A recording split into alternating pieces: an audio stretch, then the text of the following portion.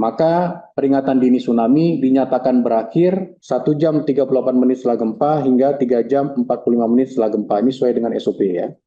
Kemudian peringatan dini keempat berisi pengakhiran peringatan dini pada pukul 9:56 waktu Indonesia bagian Barat.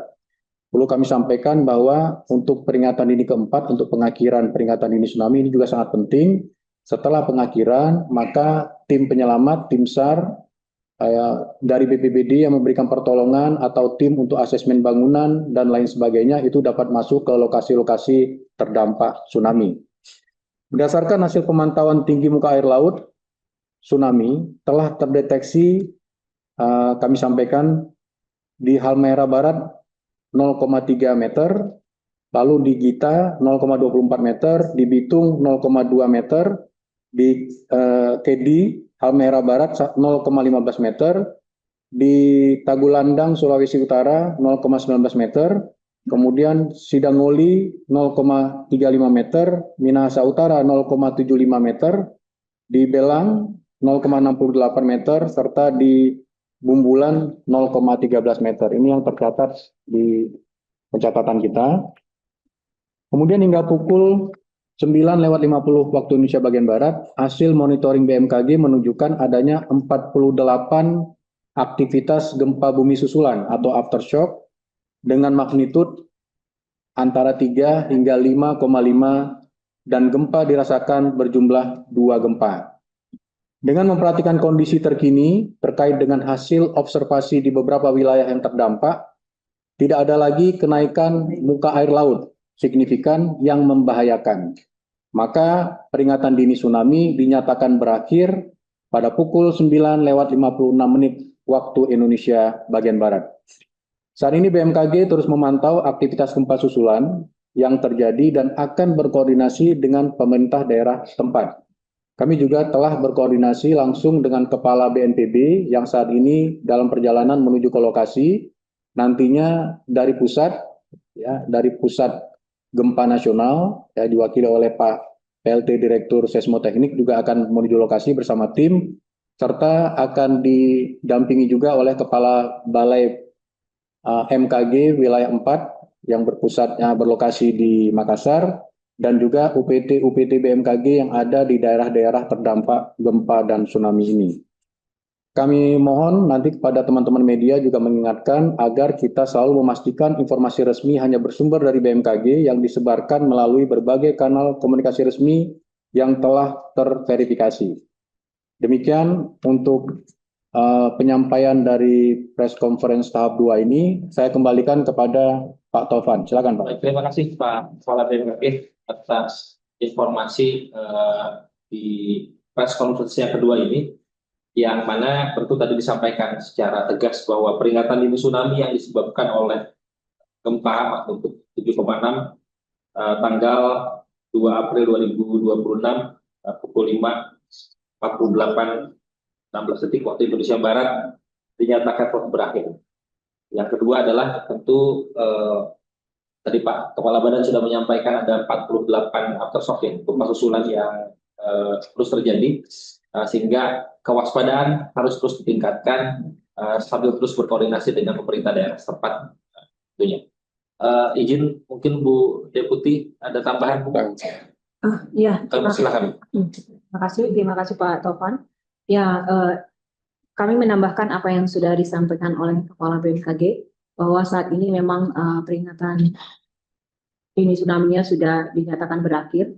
Dan kami juga tadi sudah berkoordinasi, terutama di daerah, dengan pemerintah daerah setempat, agar dapat mengantisipasi dari informasi peringatan dini yang diberikan oleh BMKG, melalui UPT BMKG yang ada di daerah, terutama di daerah terdampak di Maluku Utara, Sulawesi Utara, dan Gorontalo. Dan kami juga tadi sudah disampaikan oleh Kepala BMKG, juga ada kantor balai wilayah yang membawahi Sulawesi dan Maluku. Mungkin itu. Terima kasih. Baik, terima kasih Bu Deputi. Mungkin Pak PLT. Ya, baik, terima kasih. Gempa bumi tsunami, kami silakan Pak Rahmat.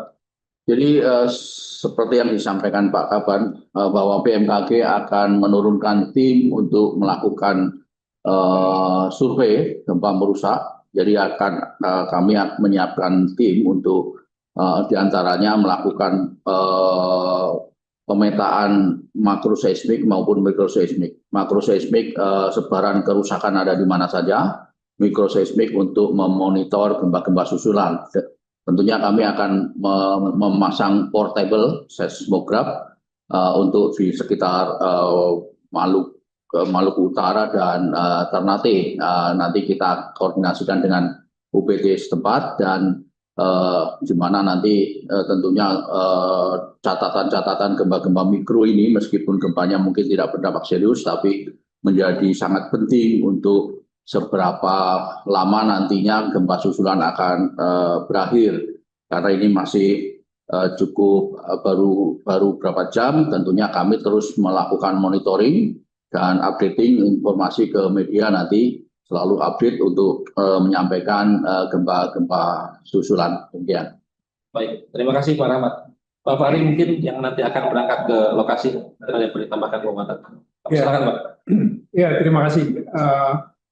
Menambahkan sedikit, setelah terutama untuk lokasi-lokasi yang memang terdampak, agar memperhatikan kondisi struktur bangunan untuk bangunan gedung tinggi dan juga rumah-rumah, melihat agar dicek kembali kondisi struktur bangunan apabila terdapat walaupun mungkin bangunannya masih berdiri, tapi ketika ada retakan-retakan ataupun kondisi yang sudah tidak stabil, itu perlu menjadi kewaspadaan untuk tidak masuk dulu ke dalam bangunan dan memastikan kondisinya sudah aman. Mungkin itu Pak. Baik, terima kasih. Selanjutnya mungkin yang hadir di sini dari MNC, Aidus dan Metro TV ada yang mau ditanyakan? Ya, silakan dari Metro dulu. Ya, silakan. Pak, ini gempa susulannya akan berlangsung berapa lama Pak? Dan apakah ada potensi nantinya terjadi gempa lagi dan kembali terjadinya peringatan dini terhadap tsunami Pak? Ya, terima kasih. Langsung dijawab Pak Tovan. Langsung dijawab. Ya, langsung jawab. Jadi untuk gempa susulan ini tergantung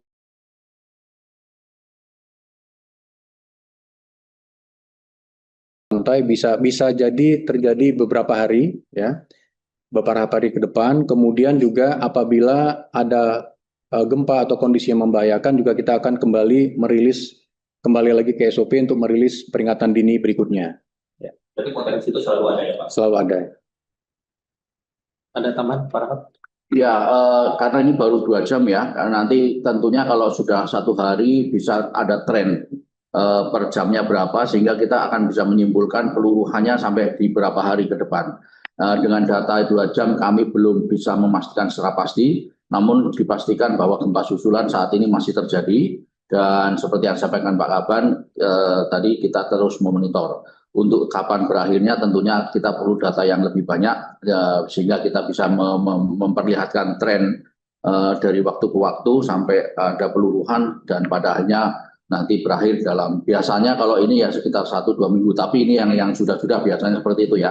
Ini yang secara umum, kita tidak secara lokasi seismik itu berbeda-beda, tektoniknya berbeda, waktu gempa susulannya juga berbeda-beda. Ada yang sekali gempa terus tidak ada gempa susulannya, juga ada demikian. Cukup dari Metro. Dari Aidus, silakan. Boleh tahu Pak bagaimana kesiapan alat pemantau gempa BMKG dalam mendeteksi aktivitas di wilayah tersebut? BDG silakan. Alat silakan untuk merespon. Ya, jadi untuk pemantauan gempa, kalau di seluruh Indonesia kita punya paling tidak di atas 500 seismograf, termasuk diantaranya di Ternate dan Sulawesi Utara. Dan tambahannya adalah bahwa kita bisa memantau apakah tsunami sudah sampai atau belum, karena memang di daerah tersebut kita sudah mempunyai yang dinamakan tide gauge. Tetapi mungkin kita juga perlu apresiasi untuk BIG, karena data tide gauge mereka juga masuk ke BMKG. Dan tadi yang sudah disampaikan oleh Pak Kepala, ada 9 tide gauge yang mencatat ketinggian tsunami, itu 3 diantaranya adalah kewenangan BIG. Jadi memang pemerintah berkolaborasi bagaimana kita bisa menyampaikan informasi ini secara cepat dan akurat ke masyarakat. Baik, cukup, Ayus? Cukup ini? Atau cukup? Sepertinya sudah terang benderang ya yang disampaikan Pak Kaban beserta jajaran. Kiranya sebagai penutup, Pak Kaban, apakah ada yang mau disampaikan kembali ke teman-teman dia untuk penegasan? Ya, baik. Silakan. Terima kasih. Yang pertama, kami ingin mengucapkan apresiasi atas kolaborasi dan koordinasi yang sangat intens antara BMKG dengan BNPB, dengan Basarnas, dan juga dengan BIG atau Badan Informasi Geospasial dalam rangka pemantauan dari bencana gempa yang dapat berpotensi terjadi tsunami seperti yang sekarang sedang kita alami. Kemudian juga kami juga mengapresiasi peran yang sangat signifikan dan penting dari rekan-rekan wartawan agar informasi-informasi resmi ini dapat sampai kepada masyarakat sehingga tidak ada miskomunikasi atau misinformasi yang ada di masyarakat luas. Kemudian yang perlu kita sampaikan juga kepada masyarakat luas agar selalu tenang, tetap waspada dan bersiaga dengan terus memantau informasi-informasi resmi dari BMKG.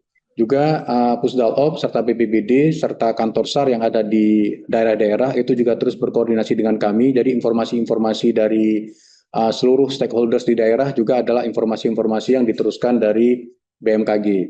Selanjutnya di daerah-daerah yang terdampak gempa atau di daerah-daerah lain di Indonesia yang berpotensi terjadinya gempa bumi, ini perlu untuk terus meningkatkan evaluasi, kemudian kajian agar dapat mendirikan bangunan-bangunan tahan gempa ya, yang nantinya dapat mengurangi korban kerugian ketika gempa terjadi.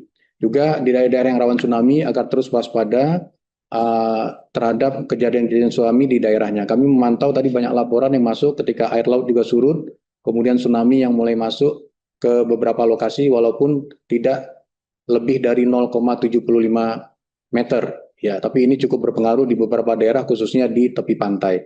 Demikian kami sampaikan agar terus berwaspada, bersiaga, dengan peringatan dini kita dapat melakukan early action atau aksi dini untuk menghindari terjadinya korban atau kerugian. Terima kasih. Baik, terima kasih Pak Kaban. Saya kira itu penutup akhir. Saya ucapkan sekali lagi terima kasih kepada teman-teman media massa cetak elektronik online, Bapak Ibu sekalian, dan seluruh stakeholder yang sudah hadir di ruang Zoom. Salam sehat dan selamat untuk kita semua. Selamat pagi. Wabillahi taufiq wal hidayah. Wassalamualaikum warahmatullahi wabarakatuh. Waalaikumsalam. Terima kasih. Subscribe, share, like, and comment. Subscribe, share, like, and comment. Subscribe, share, like, and comment. Subscribe, share, like, and comment. Subscribe, share, like, and comment.